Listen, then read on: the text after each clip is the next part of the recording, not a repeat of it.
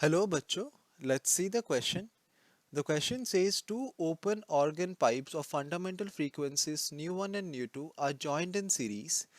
The fundamental frequency of the new pipe so obtained will be.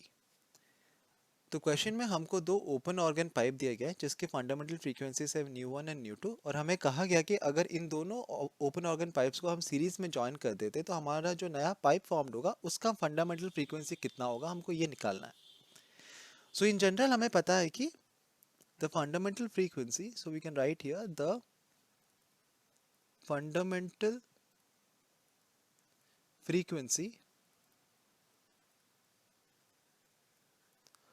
of an open organ pipe of an open organ pipe is given as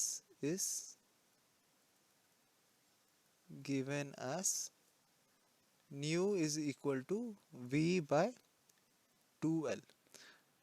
और यहाँ पर v क्या है, ये है speed of sound in air. तो this is speed of sound in air. क्योंकि हमारा जो ऑर्गन है that is open at both the ends, तो ऑब्वियसली हमारा जो साउंड, हमारा जो वेव होगा it will travel in the form of sound through air. तो हम यहाँ पर स्पीड जो लेते हैं वो speed of sound in air लेते हैं.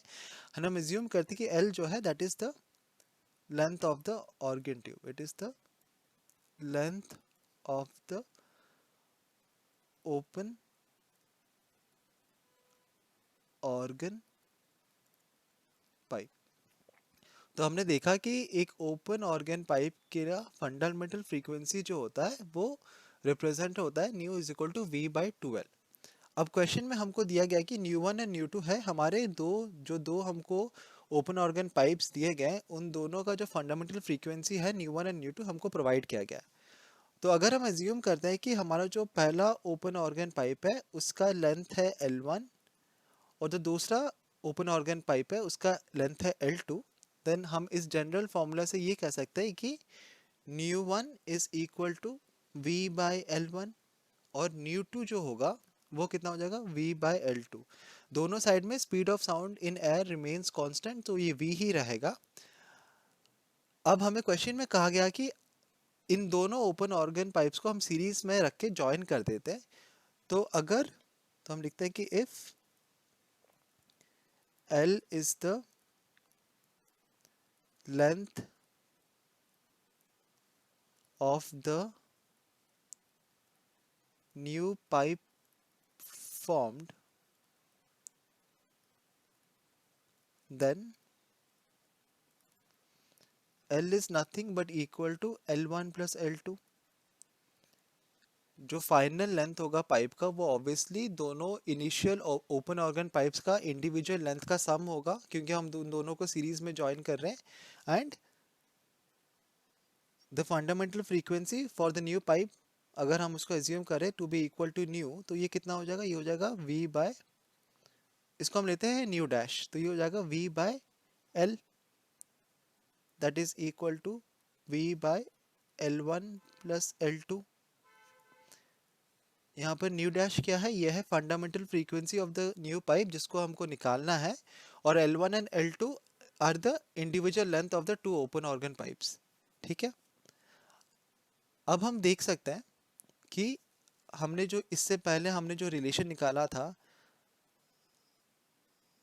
हम यहाँ पर देख सकते हैं हमने जो ये वाला रिलेशन निकाला था इसको यूज करके हम क्या लिख सकते हैं, हम लिख सकते हैं कि nu 1 is equal to v by L1. This implies L1 is equal to v by nu 1. Similarly L2 is equal to how much, it will be equal to v by nu 2. तो अब हम L1 और L2 का value, हमें जो final equation यहाँ पर मिला था, ये जो इक्वेशन मिला था यहाँ पर L1 और L2 का अगर वैल्यू हम पुट कर देंगे तो हमको मिल जाएगा what is the fundamental frequency of the new pipe formed. तो अब हम वो सब्स्टिट्यूट करते हैं. So we have nu dash is equal to v divided by L1 plus L2. So L1 is how much, it is v by nu 1 and L2 is v by nu 2.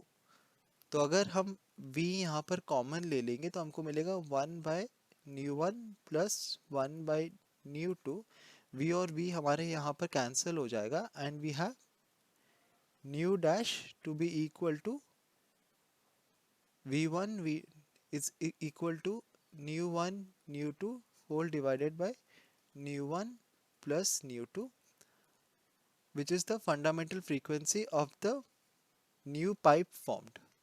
तो हमने देखा कि अगर हमारे पास दो open organ pipes है जिसके individual frequencies हमको प्रोवाइड किए गए और अगर इन दोनों पाइप्स को अगर हम सीरीज में ज्वाइन करते हैं तो हमारा जो फाइनल पाइप फॉर्म्ड होगा उसका fundamental frequency is equal to nu one nu two divided by nu one plus nu two. तो हम देखते हैं कि ऑप्शंस में से कौन सा ऑप्शन हमारा फाइनल आंसर के साथ मैच कर रहा है and that is option B. So option B हमारा करेक्ट ऑप्शन है. I hope you understood the concept well. Best of luck.